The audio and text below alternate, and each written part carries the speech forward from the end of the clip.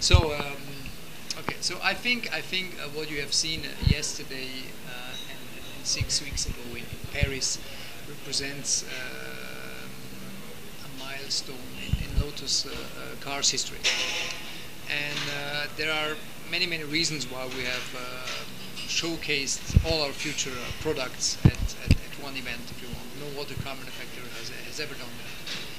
But the reason to show 5 cars that will be launched from 2013 to 2016 is to make the industry, to make the press, to make also future clients understand that Lotus is moving more towards premium markets. Although not forgetting their core customers we have today, by simply adding to the core products like an Elise, we add the Esprit, the Elan, an Elite, and some crazy things like the Eterno with 4 doors.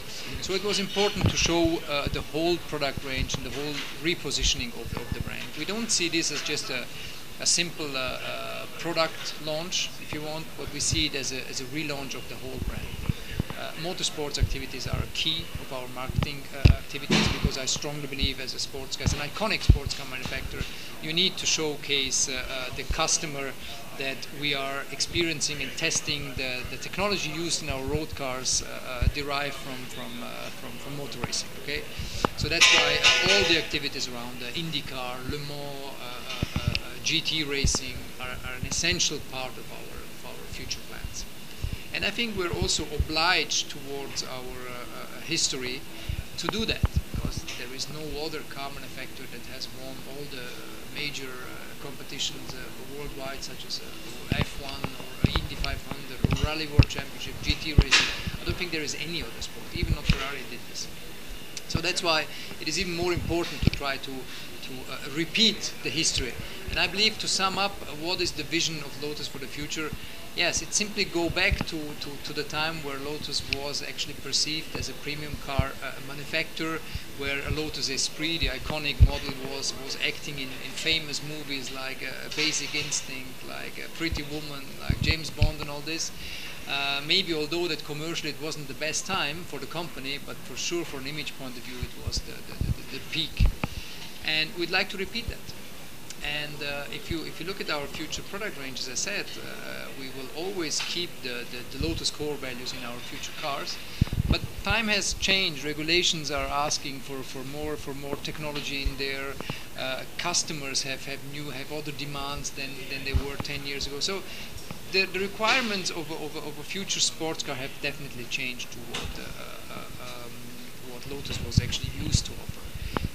But still, a Lotus Elise will always be a Lotus Elise, and it will always please the current Lotus Elise owners, which obviously fear that the Elise might not be the same car anymore as the car they drive today. But that's wrong.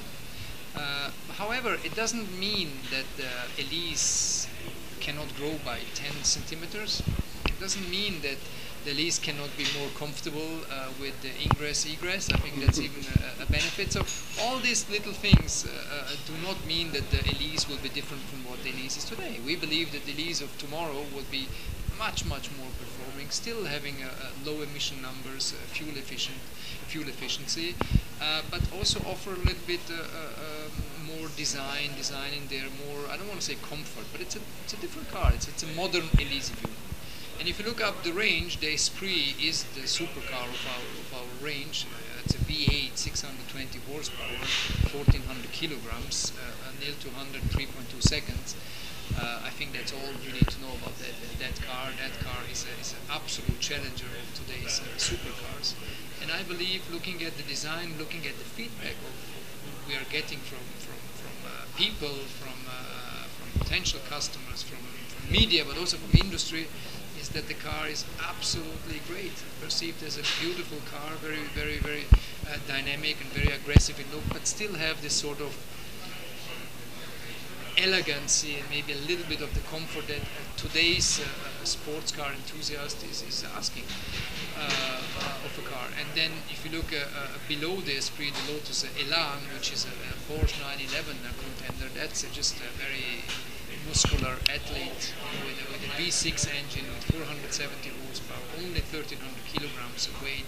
I think that's absolutely super performing And then obviously we did something that Lotus in the past already did. We moved the engine to the front, and we developed a gentleman's sports car, but still trying to be different than what other competitors do. So an Elite, for example, is an Aston Martin type of car, if you want. But the car is 250 kilograms lighter than a competitor. So I believe we are trying to incorporate all the lightweight values we have originally. But doesn't mean that an Elite has to be under 1,000 kilograms, right? It's just impossible. As long as it is much lighter than the competitor, we believe that we have paid justice to our tradition. Maybe the craziest thing we are doing is to develop a four-door. But even there, we apply our core attributes, and we try, instead of building a 2 or 2.5 ton sports sedan, we try to do it with 1,800 kilograms. That has never been done. And I think this is, if we achieve those targets with that performance, with that technology in the car, like hybrid, like Curse, like all-wheel drive, still a 5-meter sedan, I mean, I think this will just show that the cleverness, how we approach engineering is still there.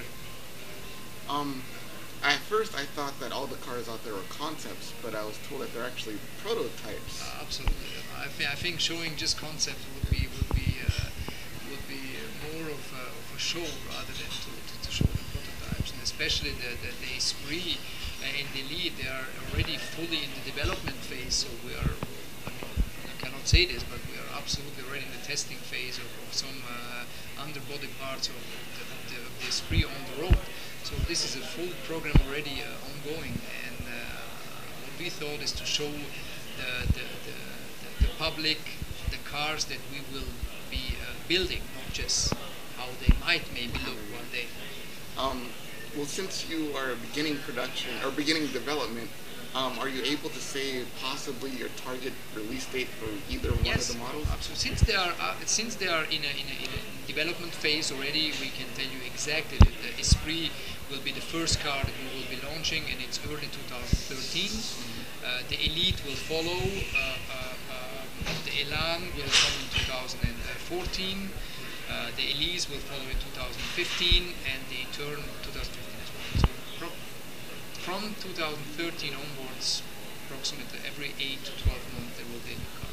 Okay, and I know this is very early to ask, but are you planning on participating in GT Motorsports and other motorsports with the new line once it's released? Yes, absolutely.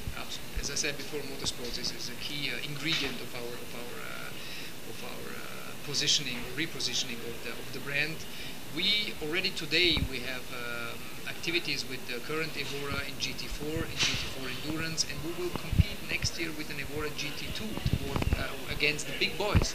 So this should show you already that we are not afraid of fighting the Ferraris and Porsches who actually dominated the GT2 series, if we want. And next year we will see whether we are able to do this step, but all we do with the Evora GT2 is try to learn and understand and to pre-develop the Esprit GT2 that actually is due for 2013.